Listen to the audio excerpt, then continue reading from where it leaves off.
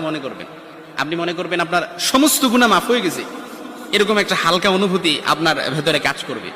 খুশির জন্য মনে হয় না?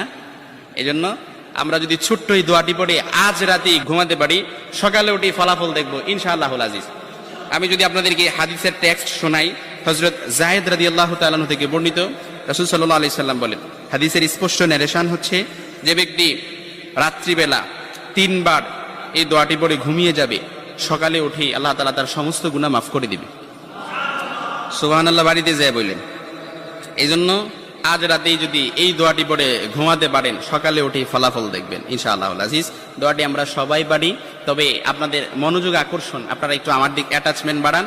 আমি আপনাদেরকে বলতেছি, সবাই পারি, আমার সাথে একটু ঠোঁট মিলাবেন।